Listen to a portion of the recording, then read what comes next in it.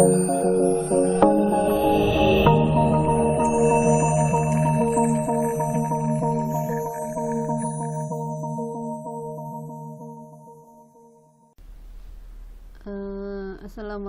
warahmatullahi wabarakatuh.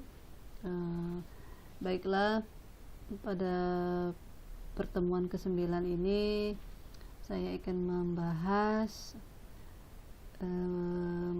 pada mata kuliah analisa proses bisnis mengenai perencanaan operasional dan bagaimana pengendaliannya di dalam suatu bisnis organisasi.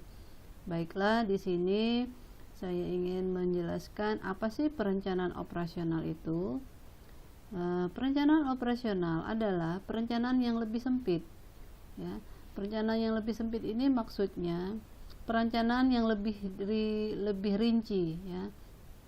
Jadi pada saat untuk pelaksanaan operasional, ya, dibuat perencanaan supaya seminimal mungkin, ya, sebelum dilakukan perencanaan operasional. Jadi perencanaan ini lebih sempit dibandingkan perencanaan strategi, ya. Di dalam perencanaan strategi, apa sih yang harus direncanakan? Terutama kalau di bidang perusahaan yang di bidang penjualan, biasanya strategi bagaimana memperkenalkan produk yang mereka jual. Nah, kemudian bagaimana mengimplementasikan perencanaan strategi tersebut, ya.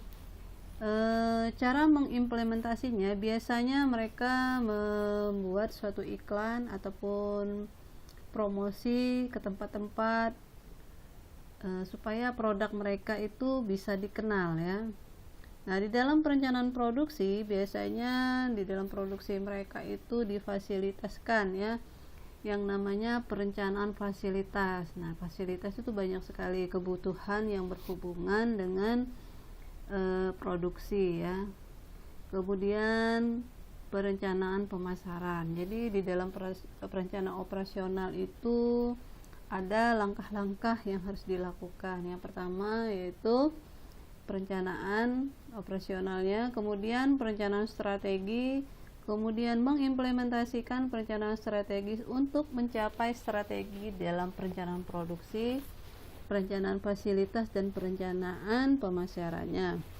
Nah, adapun perencanaan operasional tersebut merupakan kebutuhan apa saja yang harus dilakukan untuk mengimplementasikan strategi untuk mencapai suatu tujuan tersebut, ya. Jadi sesuai dengan kebutuhan apa yang ingin kita lakukan dalam mengimplementasi perencanaan strategis tersebut. Nah, di sini contoh dari rencana operasional antara lain seperti pengembangan kegiatan kurikuler, ya. Pengembangan kegiatan kurikuler ini seperti kegiatan UKM, ya. Kemudian kegiatan di luar, kegiatan yang berhubungan dengan akademik, ya. Kemudian pengembangan kegiatan kesiswaan, seperti UKM tadi. Kemudian meningkatkan gimana sih kerjasamanya di dalam masyarakat dalam kegiatan kesiswaan dan kegiatan kurikuler tersebut. Nah, di sini saya akan menjelaskan rencana operasional tersebut, ya. Mengapa sih harus dilakukan perencanaan operasional? Adapun fungsinya adalah untuk menyusun, yang pertama adalah menjamin bahwa program pengembangan akan terrealisasi di dalam kegiatan operasional sekolah sehari-hari.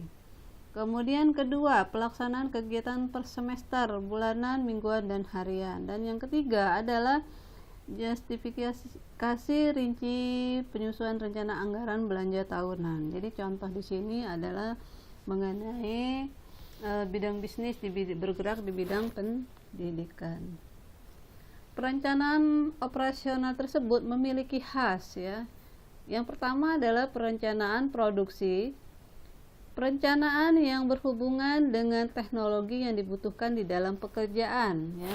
Rencana itu yang disebut dengan perencanaan produksi.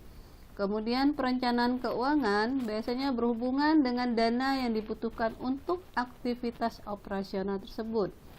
Dan yang ketiga, perencanaan fasilitas. Perencanaan fasilitas ini berhubungan dengan pekerjaan yang dibutuhkan untuk mendukung tugas dari perencanaan tersebut. Dan yang keempat adalah perencanaan pemasaran, ya. Perencanaan pemasaran ini biasanya berhubungan dengan keperluan penjualan terhadap distribusi barang dan jasa.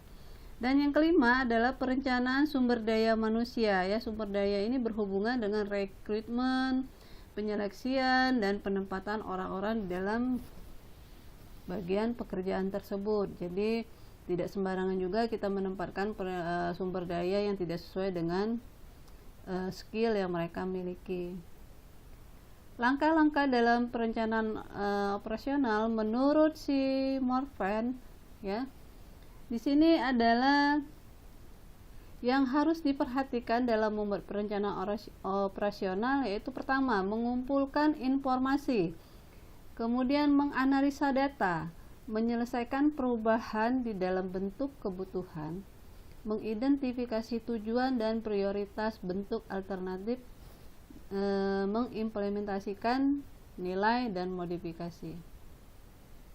Kemudian menurut Lois, perencanaan itu tersendiri adalah kegiatan-kegiatan seperti meramal perkiraan waktu yang akan datang, menetapkan maksud dan tujuan, mengarahkan programming untuk kegiatan-kegiatan yang diperlukan di dalam langkah-langkah yang akan diambil dalam pelaksanaan tersebut, menyusun tata waktu, menyusun anggaran belanja, dan memperkembangkan prosedur membuat standar. Baiklah, di dalam pertemuan ke-9 ini hanya itu bisa yang saya jelaskan. Nanti akan saya lanjutkan di pertemuan ke-10 nanti akan dilanjutkan. Apabila dalam penjelasan saya agak kurang dimengerti, saya mohon maaf. Akhir kata saya tutup dengan wabillahi taufiq wa hidayah. Wassalamualaikum warahmatullahi wabarakatuh.